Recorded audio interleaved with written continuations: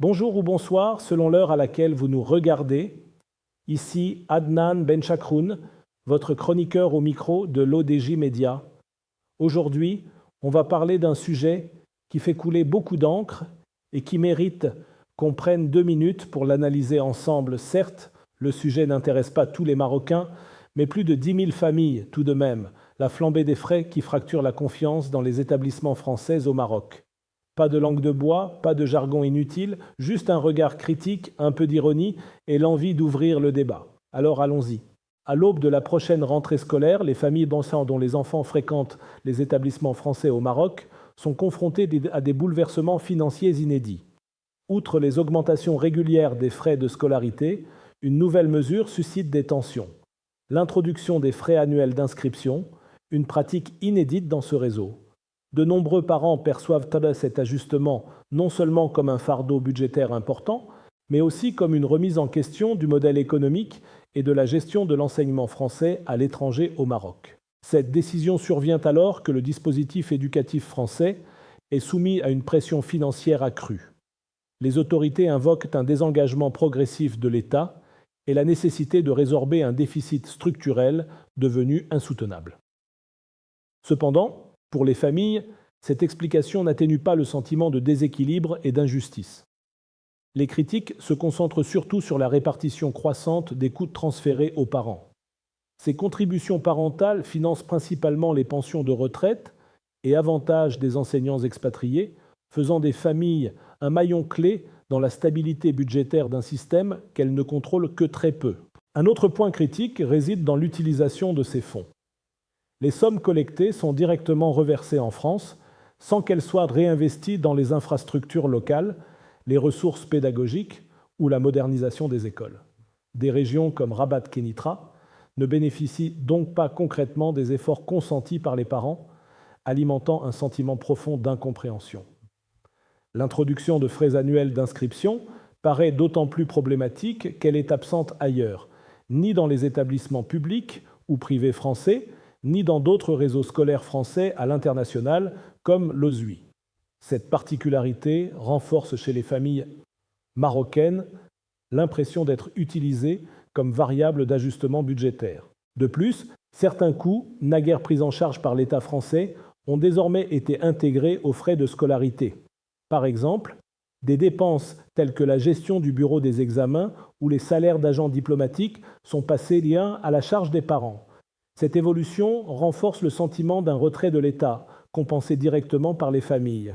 La gouvernance centralisée du réseau éducatif suscite également des critiques. Les décisions prises depuis Paris, sans concertation avec les communautés locales, donnent l'impression d'une déconnexion avec les réalités spécifiques du Maroc. L'exemple du collège Saint-Exupéry de Rabat, dont le coût de la reconstruction a triplé sans progression notable des travaux, est souvent mis en avant pour illustrer cette gestion opaque et l'éloignement des priorités locales. Pendant ce temps, les élèves continuent d'étudier dans des locaux provisoires jugés inadaptés. Ces politiques ont des effets concrets. Le réseau scolaire observe un déclin annuel des effectifs d'environ 3%. Certaines familles peinent à couvrir les frais, menant à des fermetures d'écoles, comme celle de Ronsard à Rabat, ou à la suppression de classes. Simultanément, des filières importantes, comme les classes préparatoires, sont abandonnées, affaiblissant l'attractivité et la qualité académique du réseau. Les conditions d'enseignement se dégradent aussi. Les absences d'enseignants ne sont pas toujours compensées, les grèves perturbent régulièrement les cours et les familles ne reçoivent aucune compensation financière pour ces interruptions. Les classes, de plus en plus surchargées avec des effectifs dépassant souvent 28 élèves, compromettent le suivi individualisé des élèves. Pour beaucoup de parents, cela marque une rupture de confiance avec l'institution, où ils ont désormais l'impression d'être sollicités uniquement pour remédier au déficit d'un système sur lequel ils n'ont pas de prise. Ce ressenti nourrit l'idée d'une justice à 2 vitesses. Les familles marocaines soutiennent financièrement un dispositif global tout en étant confrontées à une baisse manifeste de la qualité éducative au niveau local. Cette situation fragilise l'image de l'enseignement français à l'étranger, historiquement perçu comme prestigieux. Si les augmentations des frais de scolarité se poursuivent sans amélioration concrète des infrastructures et de la qualité des services, le réseau risque de perdre son attractivité auprès des familles marocaines et étrangères. Pour beaucoup, seule une réforme profonde et transparente pourra enrayer cette dynamique.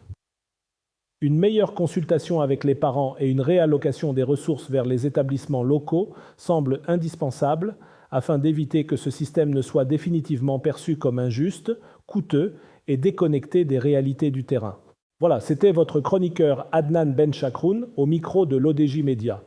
Je tenais absolument à partager avec vous ce sujet qui nous concerne tous, avec la conviction que mes propos sont là pour ouvrir le débat, même s'ils peuvent être contredits demain ou paraître dépassés après-demain. C'est le jeu de la chronique. Prendre position, quitte à se tromper, pour mieux avancer ensemble. On se retrouve très bientôt pour une nouvelle chronique, toujours avec la même liberté de ton et le même regard critique. À la prochaine, si vous le voulez bien. Et n'oubliez pas de vous abonner à notre chaîne YouTube LODJ24 pour ne rien rater. Vous êtes chaque jour plus nombreux à nous suivre, et c'est ce qui donne tout son sens à cette aventure médiatique.